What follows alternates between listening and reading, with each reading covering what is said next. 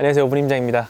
네, 오늘은 저희가 지금 잠실에 와 있고요. 잠실에서는 살짝 밑에 쪽으로 내려와서 이렇게 외곽 카페에 와 있는데요. 오늘은 잠실 임장한 거에 대해서 조금 얘기를 해보고자 저희가 이렇게 카메라 앞에서 앉게 됐습니다.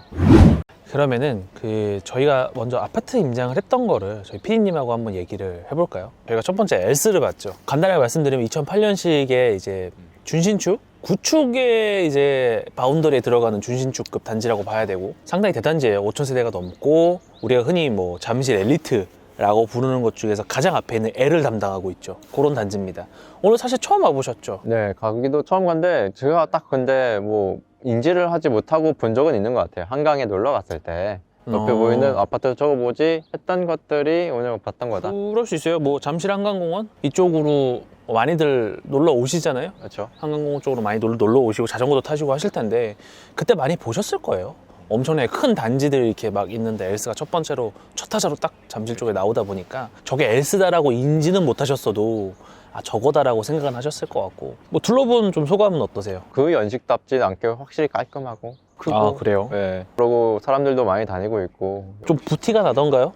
역시 확실히 그 길거리에 다니는 차들만 봐도 그래요? 티가 나더라고요. 엘스 말씀드린 건데 뭐 엘스도 그렇고 저희가 옆에 있는 리센츠도 같이 봤고 조금 뒤에 말씀드리겠지만 파크리오도 봤고 했는데 저 개인적으로는 사실 뭐 오해는 하지 마시고 저는 엘리트 뭐 좀 더 가서 엘리트 레파, 뭐 레이크 팰리스나 파크리오까지 전부 다 이렇게 아주 뭐 사실 고급 아파트라고 생각하진 않습니다. 제가 그 돈이 있다는 건 아니에요. 제가 그 아파트를 가지고 있다는 것도 아니고 근데 보셔서 아시겠지만 그냥 일반적인 아파트예요. 다만 거기 입지가 워낙 깡패다 보니까 가격이 뭐 18억, 19억, 20억, 21억 하는 거지 뭐 아파트 자체가 솔직히 말씀드리면 굉장히 고급스럽게 지어졌다? 그건 아니잖아요. 그냥 잘 지어진 거지. 대단지로 잘 지어진 거고 관리가 잘 되고 있고. 아파트 자체가 뭐 엄청난 하이엔드급 아파트다? 이렇게 말씀드리긴 좀 어렵죠. 그냥 잘 지은 중산층 아파트인데 입지가 미친 거다. 근데 요즘 기준으로 봐서 그렇지 않을까요? 그게 또 그 당시에는 2008년 무시하세요? 그 당시에는 좋지 않았을까? 아니요. 확실히 아파트를 짓는 데 기준이라는 게 있는데 물론 굉장히 좋게 지어진 아파트는 맞지만 뭐 엄청나게 하이엔드 고급자재를 쓰고 수입자재를 쓰고 이런 아파트는 아니니까 그렇게 생각을 하시면 될 것 같고 그 다음 봤던 아파트 얘기 한번 해볼까요? 저희가 뭘 봤었죠? 잠실주공 봤었죠. 5단지, 잠실주공 5단지 재건축을 굉장히 앞두고 있는 뭐 당장 내년에 된다는 건 아니지만 그렇죠. 작년에 통과가 됐기 때문에 꽤 모르겠어요. 요즘 사실 그 재건축, 재개발, 리모델링 이런 게 전부 다 이런 재정비 사업들이 부동산 시장에 영향을 굉장히 많이 타요. 그렇죠. 사실 시세가 하락하거나 분위기가 안 좋으면 사업이 엎어지거나 굉장히 느려지는 경우가 많기 때문에 과연 우리가 기대하는 것처럼 잠실주공 5단지가 빠르게 진행이 될 수 있을 것이냐에 대한 문제는 있겠지만 어쨌든 결국에 될 것이고 그런 일단 기본적인 생각을 가진 채로 한번 우리 잠실주공 5단지는 어땠는지 얘기를 한번 해볼까요? 어떠셨어요? 역시나 입지가 또 깡패다 보고 그러고 뭐 용적률도 좋아 보이고 낙후가 오래돼가지고 금방 돼야 될 것 같지만 뭐 그 부분 아까 말씀해주신 것처럼 부동산 시장에 영향을 받으니까 이번에 좀 차후로 뭐 두고 봐야겠죠. 그럼 이건 정말로 좋은 단지인 것 같아요. 아까 말한 그 용적률이나 크기나 저 개인적으로는 단지 안의 느낌은 좀 철산주공이랑 비슷했던 것 같아요. 철산역의 위아래로 있는 철산주공들이랑 비슷했던 것 같고 잠실주공이 사실 그게 5단지였잖아요. 총 1, 2, 3, 4, 5단지가 있었거든요. 근데 4단지까지는 전부 다 재건축이 됐어요. 그 앞에 1, 2, 3단지가 우리가 앞에 봤었던 뭐 S리센츠, 뭐 트리지움 이렇게 있는 단지들이었고 이제 5단지가 굉장히 사실 원래 지어질 때는 엄청 비싼 아파트였단 말이죠. 왜냐면 1, 2, 3, 4단지까지 전부 저층이었고 5단지만 고층이었고 거기다가 가정부실까지 있었기 때문에 압구정 현대처럼 정말 비싼 아파트였고 고층이었기 때문에 사람들이 더 선호가 깊었는데 아이러니하게도 이렇게 재정비를 해야 되는 상황이 되니까 고층이기 때문에 재정비 사업성이 안 나왔고 그래서 조금 느리게 되고 있다 이렇게 봐주시면 될 것 같고 근데 또 이게 한 몇 년 지나면은 반대의 포지션이 놓이게 되죠. 이제 그것만 재건축되면 되잖아요. 그렇죠. 그럼 그거 되면 그게 대장이지. 연식이 최신 연식이 되니까 그리고 입지도 다른 것들보다 저는 좀 더 이제 더 좋은 입지인 것 같다. 그 와중에도 그리고 앞으로 이제 요즘에는 어떤 뷰를 바라보는 관점에 대해서 훨씬 더 프리미엄을 많이 부여를 하잖아요. 예전보다도. 한강뷰가 나온다는 건 정말 서울에서도 일부 어떤 지역에서만 누릴 수 있는 특권이라서 잠실중공 5단지가 그 부분에 대해서 굉장히 어떤 신경을 많이 쓰고 사람들도 굉장히 많은 프리미엄을 부여하지 않을까. 그렇게 저희가 잠실중공 5단지를 얘기를 하면 될 것 같고 자, 그럼 마지막 저희가 임장의 못 아파트가 바로 파크리오죠. 뭐 제가 먼저 간단하게 말씀드리자면 파크리오는 사실 좀 얘기가 많아요. 왜냐면은 잠실이라고 우리가 흔히 그러면 좀 보수적으로 보시는 분들, 야, 잠실은 정말 여기까지만 잠실이지 라고 말씀하시는 분들 중에는 딱 그 잠실주공 5단지까지만 잠실이라고 보시는 분들이 있어요. 정말 아주 딱 엘리트래, 아니면 엘리트, 거기다가 잠실주공, 아시아선수촌까지 딱 해가지고 그렇게만 이제 잠실이다, 잠실 본동만 잠실이다 라고 말씀하시는 분들도 있고, 하지만 우리가 그냥 보편적인 시점에서는 잠실동과 신촌동을 잠실이라고 하죠. 그렇기 때문에 그냥 우리가 지금 얘기할 때는 신촌동에 있는 파크리오도, 그 옆에 있는 장미나 뭐 밑에 있는 미성 뭐 이런 것도 전부 다 그냥 잠실이다 이 말씀을 드리고 싶고, 그런 시점에서 봤을 때 파크리오를 잠실이 아니다라고 말씀하시는 분들은 이번에는 그냥 한번 그냥 잠실이다라고 같이 이번에 생각해 주시고, 파크리오가 정말 커요. 네, 가보니까 제가 물론 앞에 두 단지들도 크다, 넓다, 그쵸. 다리가 아프다, 임장하는데 다리가 너무 아프다라고 느낄 정도로 파크리오 가니까 파크리오가 더 크다고 느껴지더라고요. 훨씬 커요. 네, 6,000세대가 넘으니까 훨씬 커요. 보면은 확실히 아파트 자체도 되게 굵직한 느낌이 있어요. 부피와 이제 크기, 부피라고 해야 되나요?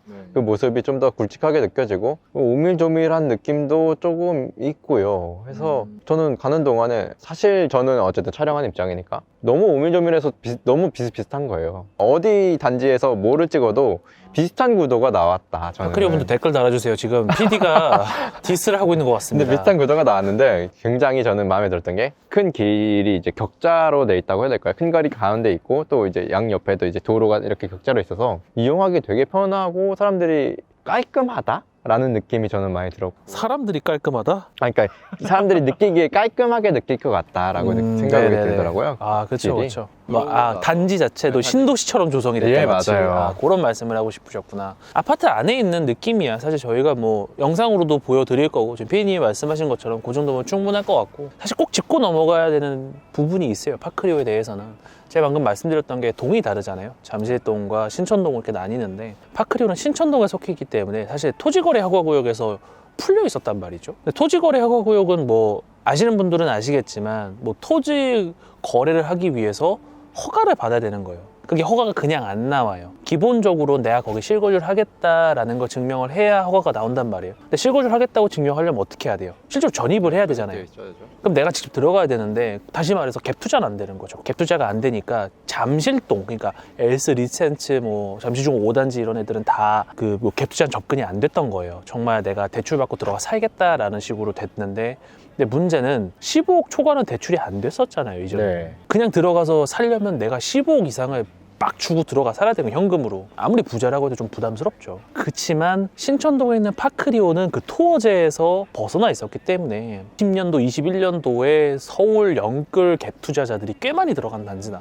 그런 면에서 또 이제 잠실이 아니다라고 하는 분들의 의견도 이제 그쵸. 알겠네요. 그러니까 야, 신촌동은 잠실이 아니야 라고 말하는 굉장히 보수적인 분들의 근거 중에 하나는, 봐라, 토지거래 허가 잠실동만 묶이지 않았냐. 만약에 그걸 같이 잠실이라고 했으면 정부가 신촌동도 같이 묶지 않았겠냐. 정부가 안 묶었다는 건 그건 잠실이 아니라는 소리다. 뭐 이런 식으로 주장하시는 분들이 있는데, 그건 뭐 저희의 의견과는 전혀 상관이 없는 얘기니까. 저희가 볼 때 그냥 다 잠실이다, 신촌동까지는. 저희는 올림픽공원까지도 어느 정도는 잠실이 아닌가라고 생각을, 모르겠습니다. 저는 그런 것 같고. 왜냐면 파크리오에서도 걸어서도 올림픽공원 같은 게 너무 가깝다 보니까, 뭐 사실 같은 생활권이라서 저희는 뭐 이 정도만 같이 잠실이라고 쳐줘도 되지 않나 라는 생각이 있고, 뭐 둔촌주공까지 가기는 좀 오바지만 여튼 크리오가 반사 이익을 본 감이 없잖아. 있다, 토어제 때문에. 근데 다시 말해서 만약에 좀 토어제가 풀리면 오히려 반대의 상황이 펼쳐질 수가 있죠. 왜냐면 그쵸. 반사 이익 때문에 올랐다는 거, 게 갑자기 모든 게 조건이 평등해지면,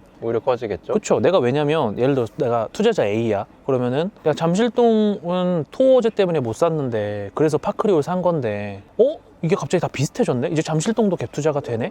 그러면 잠실동으로 갈 수가 있다는 거죠. 물론 이제 이거는 그 비싼 돈을 주고 갭 투자를 하겠다는 사람들의 일부 의견 중에 하나일 뿐, 뭐 다른 사람들이 토지 풀린다고 다 들어간다는 얘기는 아닙니다. 다만 반사 이익이 있었다면 반사 부작용도 나올 수 있다는 거죠. 모든 현상에는 작용과 반작용이 있으니까 꼭 그 부분은 항상 생각을 하시고 접근하셔야 된다. 앞으로 그러면은 그게 풀릴 확률이 높다. 높아요. 저는 그렇게 생각해요. 요번에 이제 올해 또 토어제 그거를 심사하는 게 다가오거든요. 그러면 저는 개인적으로 풀릴 거라고 봐요. 정부 입장에서도 풀어주는 방향으로 가는 것 같고, 그 지금 얘기가 많아요. 토어제를 하나도 안 풀 거다, 아니면 푸는데 몇 군데만 풀 거다, 뭐 이런 얘기가 많은데 저는 웬만하면 다 풀지 않을까. 지금 발등에 불이 떨어졌다. 그렇죠. 뭐 압구정 정도 빼곤 다 풀지 않을까? 아니면 압구정도 풀 수도 있고. 확실치는 않지만 아마 풀 확률이 굉장히 크다. 정부 입장에서도 지금 거래가 너무 안 터지다 보니까 고민이 많을 것 같아요. 그럼 저희가 이렇게 오늘 임장했던 잠실의 3개 단지에 대해서 얘기를 해봤는데요. 저희 개인적으로는 단지들이 너무 커서 돌아다니긴 힘들었지만, 그리고 날씨가 좋지 않았음에도 불구하고 정말 어떤 다른 지역에서는 볼 수 없었던 그런 부 냄새, 그러니까 돈 냄새가 나는 지역이기도 했고, 저희 개인적으로는 너무 재밌는 지역이었고, 그래서 잠실을 사실 뭐 지나가다가 뭐 지하철, 버스 아니면은 뭐 한강공원 지나가다가도 보셨겠지만, 사실 아파트를 이렇게 제대로 각 잡고 돌아본 건 처음이시잖아요. 오늘 전반적으로 잠실은 좀 이런 느낌이구나 하고 생각하신 게 있다면? 저는 기대가 너무 컸던 것도 있긴 해요. 들어갔을 때 기대가 너무 커가지고 요즘에 신축들을 많이 보다 보니까 그 기준으로 막 신축 아파트들의 넓은 형태를 생각을 했는데, 그게 아니라 딱 컴팩트하게 있을 것만 딱 있어가지고 저는 여기는 확실히 입지가 엄청 좋아가지고 그렇구나. 아까 말씀하신 거는 중산층 아파트 최고봉이다 라는 말씀을 정확하게 뭔지는 이해했고요. 그럼에도 여기는 역시 잠실이다. 동네 분위기가 그 아파트를 보는 게 아니라 동네 분위기를 보면은 달라요. 차와 사람들의 뭔가 차림새라고 해야 될까요? 확실히 저는 다르다고 많이 느꼈고, 그리고 유동인구가 낮은데도 굉장히 다양한 유동인구가 많았어요. 이게 어떻게 보면은 하나의 여유를 보여주는 걸 수도 있다고 생각이 들어요. 그리고 저희가 본 단지들이 저희가 주로 이제 아파트들을 위주로 많이 보여드리잖아요. 시간 관계상 상권이나 이런 거를 많이 못 보여드려 좀 아쉽긴 한데, 그 밑으로 저희가 본 아파트들이 전부 다 초록세권이잖아요. 사실 한 블록 떨어진 것도 아니고 바로 그냥 맞닿아서 이제 2호선들이 이렇게 연결이 돼 있단 말이에요.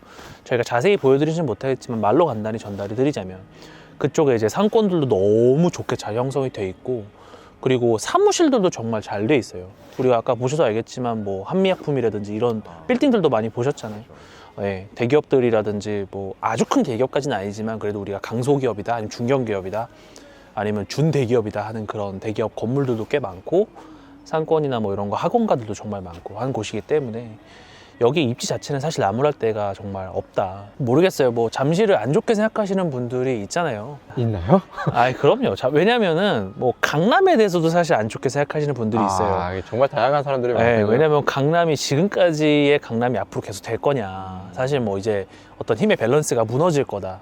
다른 데로 움직이지 않겠냐. 뭐 강남이 지고 용산이 뜨지 않겠느냐. 뭐 이런 얘기들이 다 있지만, 모르겠어요. 미래는 모르는 거니까. 사실 강남이 이렇게 될 줄 누가 알았겠어요. 그렇기 때문에 강남이 언제까지 갈지도 모르는 것이고, 잠실에 또 확실한 호재가 있잖아요. 마이스와 GBC라는 사실 확실한 뭐 호재. 뭐 GBC가 뭐 잠실의 호재냐라고 물어보시는 분들이 많지만 잠실의 호재 맞습니다. 그 정도면 간접 수혜를 받아요. 어쨌든 마이스 뭐 이런 것도 확실한 호재니까 잠실은 앞으로도 저희가 볼 때는 괜찮을 것 같고, 더 좋아질 것 같고, 뭐 잠실중공 5단지 같은 거 재건축되고, 뭐 옆에 장미 아파트 1, 2, 3차 뭐 미성, 우성 이런 것도 다 되고 나면 좀 잘 될 것 같으니까 앞으로 좀 긍정적으로 보시는 것이 좋지 않을까. 뭐 잠실을 그냥 베드타운으로만 생각하시는 분들도 계시더라고요. 뭐 베드타운이 나쁘다는 건 아닙니다. 다만 잠실은 단순히 그냥 뭐 대한민국 아파트 앞으로 미래가 있겠냐 이렇게 생각하시는 것보다는 조금 더 그것보다는 높은 점수를 쳐줘도 되는 지역이 아닐까. 저희가 이렇게 강남 3구에 대해서 건방진 소리를 해봤습니다. 네, 그러면은 오늘 잠실 임장에 대한 후토크는 여기까지 하고요. 다음에는 조금 더 좀 재밌는 지역으로 찾아뵙도록 하겠습니다. 감사합니다.